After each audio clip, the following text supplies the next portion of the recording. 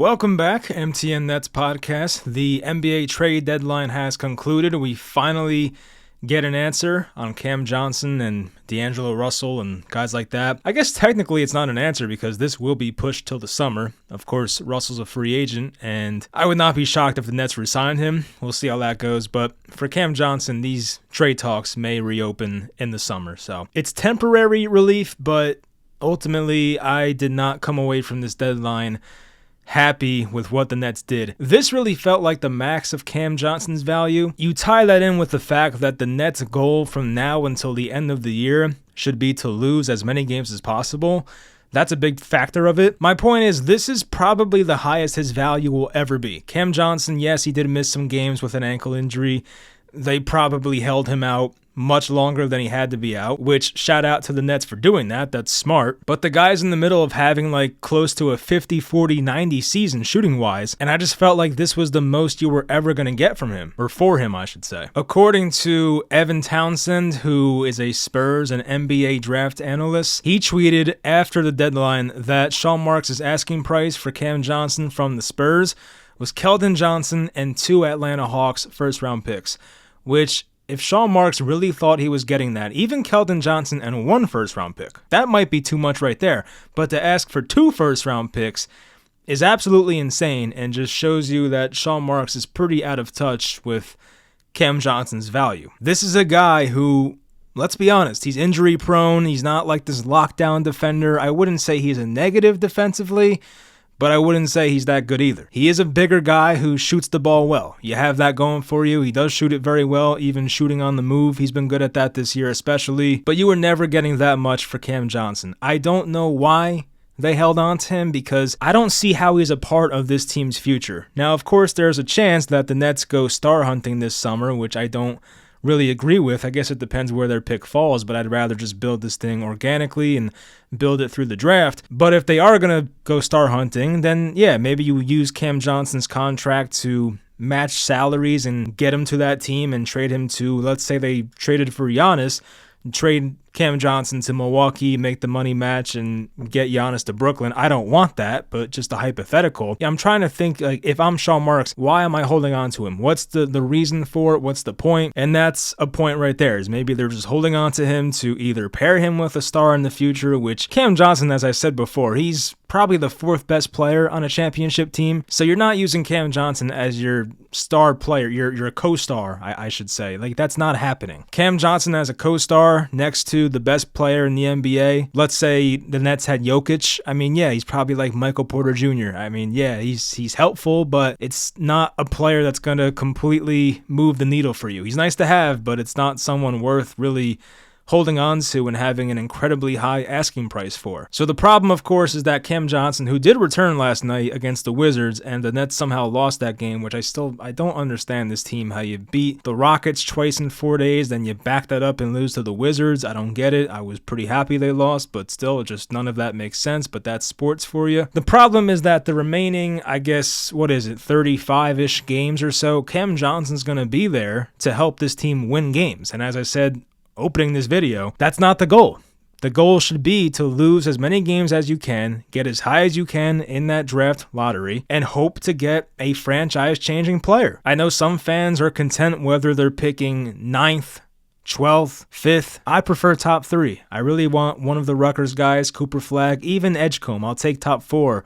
If I can get Edgecombe, that'd be great. But I would love to have a top 3 pick. Number 1, of course, ideally. I'm not looking at this season as a success if the Nets end up with the 7th, 8th, 9th, 10th pick. I'm going to look at that as we really just tanked basically an entire year, wasted an entire year to pick in the bottom of the 10, like top 10, like that would make no sense to me. Your goal when making that trade with Houston the same night of the Bridges trade, when you traded 4 picks to get your own 2 picks back for this year and next year, the goal was to tank for this year and next year. That should have been the goal. If the Nets had other ideas to kind of squeak out some meaningless wins in February, March, April, then clearly the guy in charge does not know what he's doing, and that kind of leads us back to Sean Marks. It didn't really bother me as much at first, but trading back for D'Angelo Russell was a horrible idea. I mean, yeah, sure, it brought some fans back. It gave fans some 2018 flashbacks. Great, nostalgia, yeah. But ultimately, he's helping this team win. I know his defense is atrocious. He'll never help you on that side of the ball. But Russell, in terms of a passer, he is a very good passer, underrated passer. He can score, he can facilitate in your offense. Like when the Nets don't have Russell, your only facilitator is really Ben Simmons, and Ben Simmons might get bought out apparently. So if the Nets were serious about tanking this second half of the year, they will, of course, buy out Ben Simmons, but I think buying out Russell would be a good idea as well. But then why would Russell agree to a buyout? Like, is he going to take less money to leave Brooklyn, which apparently he seems happy here? He's always saying the right things in interviews. Yes, it's a contract year, so keep that in mind, of course. Like, that was like Dennis Schroeder. Dennis Schroeder said all the right things when he was here, but that guy's also in a contract year. So does D'Lo actually love being a Net, which I kind of think he does, or is he trying to chase a bag, which it might be both? And Russell also had that quote saying he loves playing freely. He'll never take it for granted again, because I guess back in LA with LeBron, or whether it was Minnesota or Golden State for that half a year, he wasn't playing as freely as he's allowed to here. So, of course, Russell's staying for now. Day'Ron staying. Claxton, all those guys that were potentially rumored, they're all staying. So in total, and I give Sean Marks credit for this, he did move on Schroeder fast. The old Sean Marks would definitely wait till the very last minute to trade Finney-Smith and Schroeder.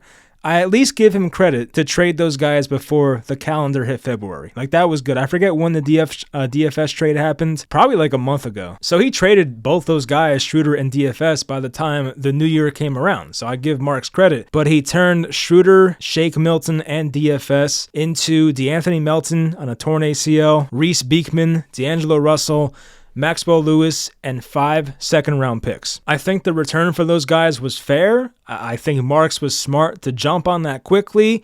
They should have traded DFS 2 years ago, obviously, but he waited too long and his value tanked. I mean, the Nets apparently could have gotten the first-round pick from Memphis if they had flipped DFS right away when they first got him, but of course Marks sat on his hands for too long and didn't get what the max value was. So you get rid of those two guys, Schroeder, DFS, you can even say Shake Milton, who actually kind of helped them win sometimes. But after that, they just kind of half-assed it. Rather than going all in with the tank, which should have been the goal, they decide to get D'Angelo Russell back. Let's keep Cam Johnson on the roster, even through the trade deadline. They got lucky because Cam Johnson and Cam Thomas sustained injuries. I feel like if those guys, even Trendon Watford, he was out a lot too with a hamstring.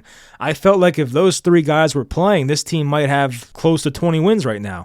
Or yeah, I think they have 17, so they probably would have 20 wins right now. And it scares me as a fan sitting here at 17-34 with 35-ish games remaining once again. It scares me because Cam Thomas will be back after the break. Cam Johnson's here for the rest of the year. D'Angelo Russell's still here, facilitating and doing his thing. Like, the Nets are going to win games the second half of the year. Now, I still don't see them catching up to Philly. I don't think they'll catch Chicago. They're 5 back. Maybe. Atlanta really apparently wants to tank now. They're at 23 wins. I don't see us catching them. So I think Chicago scares me. Philly, they brought Embiid back. I'm assuming they'll get into a playoff spot at some point, or at least a play-in spot. So it looks like right now, based on the tankathon list, that the Nets' best chance is to kind of get number 5, get the 5th worst record in basketball, because I don't really see them getting ahead of Charlotte, Utah, New Orleans, maybe, but it's not looking like it. Of course, they lost DeJounte Murray with, I think it was an Achilles tear, so that's horrible, of course. But the good news for us is that last night, which I don't know why they did it, but Toronto acquired Brandon Ingram. So I'm hoping that he can come over there and get them, 3-4 extra wins maybe, and the Nets can be in that top 5. Now, of course, even if the Nets still finish with the 5th worst record in basketball, it doesn't mean all is good and well. If you finish with the 5th worst record, there's still a chance that you pick as worse as 8th overall. It is possible. There's a 0.6% chance you pick 9th overall. I'm going to assume that's not going to happen, but with the Nets' luck, it might. Your highest percentage is picking 7th overall. You have a 26% chance there, a 19% chance at number 6 overall, and a 10% chance at picks, well, not 10% total, but 10% chance at pick number 1. 10% chance at pick number 2, 3, and 4. So, they can get into the top 4 possibly. But it does feel like right now, as we sit here at the trade deadline, that the best the Nets can do is 5th worst record. I think 4 is probably the ceiling because, as I said, I don't know when LaMelo Ball's coming back. I know Miller's out for the year, so that's not going to help.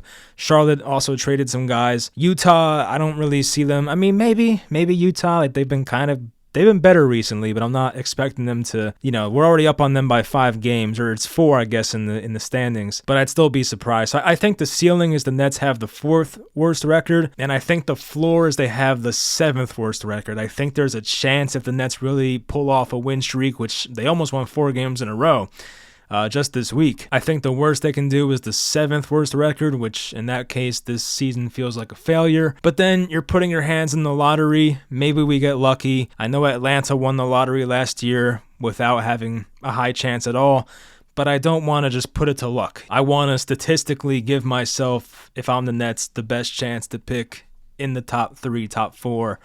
And the best way to do that is by losing as many games as you can. And there were a couple trades, I would say couples being generous, but there were trades that the Nets could have been involved in to get extra picks that they just weren't involved in. And I get that the Nets have a ton of picks, like they're not hungry for picks, but why not? Like, their picks, try and get them. It only helps, so you might as well try and get them. But there was the trade where the Grizzlies got rid of Marcus Smart, sent him to the Wizards, and gave the Wizards a first-round pick just to take Marcus Smart's contract, which has 1.5 years left. So you get a 2025 first-round pick. Yeah, it's from Memphis. They're a good team, but still, I mean, this is a great draft, so why not take that chance? They could have ultimately tried to, get Marcus Smart, buy out Ben Simmons. I'm sure that if they kicked out Simmons and took in Marcus Smart, I'm sure they would have been below that luxury number, so they would have been fine. The Charlotte Hornets, and of course Jeff Peterson, our former assistant GM, he took on 1.5 years of Jusuf Nurkic's contract for a 2026 first-round pick. I forget if that's a Suns pick or not. I don't think it is. I feel like they gave up that pick, so I don't know whose 2026 first it was, but still, 2026 is a loaded class next year, so I don't care where that pick is, whether it's 30, 22, like it's still a pick worth taking on to take in Jusuf Nurkic for 1.5 years. I don't see why not. And then any other small-level trade, there were teams giving up even second-round picks. Yes, we got 5 second-round picks for Schroeder and DFS, but once again, it does not hurt to take in more picks. It only helps, right, to take on the contracts of Jaden Springer or Daniel Tice or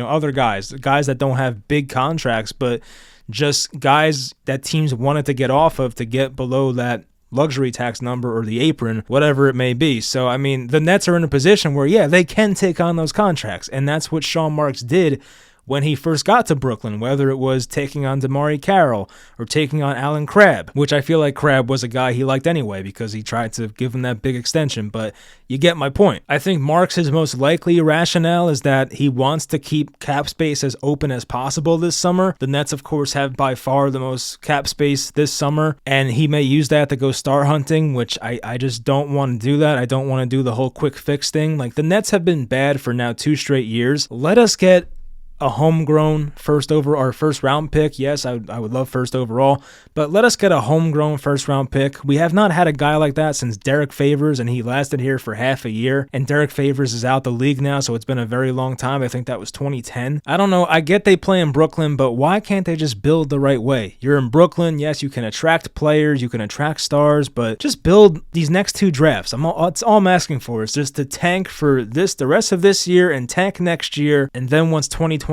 begins, I think that'd be 2026-27, that season, then you try and win. All right, then you do it. But for now, it's like we have 2 really good drafts coming up in 2025 and 2026. Get the best pick you can. Try and get 2 hopefully franchise-changing players. That's the quickest way to get the Nets competing for titles, which should be the goal. Yes, it's the longer route. It'd be much easier to say, hey, Bucks, take my 8 first-round picks and give us Giannis. But Giannis is 30 years old. I don't want to go down that path, and Giannis alone is not going to win you a finals. If Giannis was a Net tomorrow, who's his running mate? Cam Thomas? Like, yeah, okay, I kind of like that, but it's still not enough to win a finals. So let's be honest. You're not getting past Boston. You're probably not getting past the Cavaliers. Even the Knicks, you're probably not getting past them either. I mean, I don't want to say that, but I'm just being honest. And of course, to try and get in the mind of Marks, he also did not get nearly enough for Cam Johnson. That's we saw the trade, the Keldon Johnson and 2 first-round picks trade proposal, and I just think Marks' asking price for Cam Johnson was ridiculous, which is something that I'm sure many Nets fans have speculated the past couple months, and they were right. It's disappointing that this is where we're at, but the Nets are going to have a full squad the rest of the year. There may not be Ben Simmons once again, but I think Simmons will help the right team. I know he can't go to certain teams because He can't go to teams that are like over the apron, so it, kind of limits what teams he can go to. I know some teams were on there like the Suns and I think the Celtics, I forget who else, but there were some other pretty good teams he couldn't go to. But I think Ben Simmons can go to Cleveland. That'd be a nice fit, so they can make that work. So I think, the rest of the year, best case scenario is the Nets end up with the 4th worst record. I think realistically 5th worst record. I'm hoping that Toronto wins more games. They've been playing a bit better lately. They're 6-4 in their past 10. The Nets, of course, they somehow beat the Rockets twice in a span of 4 days. They had that crazy win on Tuesday. They inbounded the ball. It was like the Nets-Wizards game back from early 2021 where Joe Harris threw it to, I think, Russell Westbrook, and the Nets lost in that game. There were no fans in the stands, but I remember that game. That game pissed me off. But yeah, this one annoyed me too. Like, all the Rockets had to do was inbound the ball cleanly, and the game would have been over most likely. But of course, it gets tipped out to D'Angelo Russell. He makes a 3. And I'll admit, it was cool, but I was still pissed because I want the losses. I want Cooper Flagg. I want Ace. I want Harper. I want VJ. I want one of those guys. And I know that beating the Rockets twice in a week is not going to help. The Nets, of course, they started that 3-game win streak last Wednesday against Charlotte, and Charlotte held out everybody, besides Miles Bridges. Everybody that was relatively good on the Hornets, they were out. And once again, that's what tanking teams should do. And the Nets actually play Charlotte on Monday. There will be no Miller. There will be no Ball. Obviously, there will be no Mark Williams. So he got traded last night, or I guess very early this morning. Anyway, the Nets schedule up until the break, there are 3 games left. They're home versus Miami tomorrow night, home versus Charlotte on Monday, and they host the Sixers on Wednesday. Of course, there's a chance they pull some bullshit and they win 2 out of 3. I would think they go 1-2 over these next 3 games, but 2-1 is definitely possible. I could see maybe the Sixers, for some reason, bench some guys. I know Embiid's back, and you should play Embiid because you have a week off. Embiid's not an all-star, I don't think. He might be with stupid voting, but I don't think he is.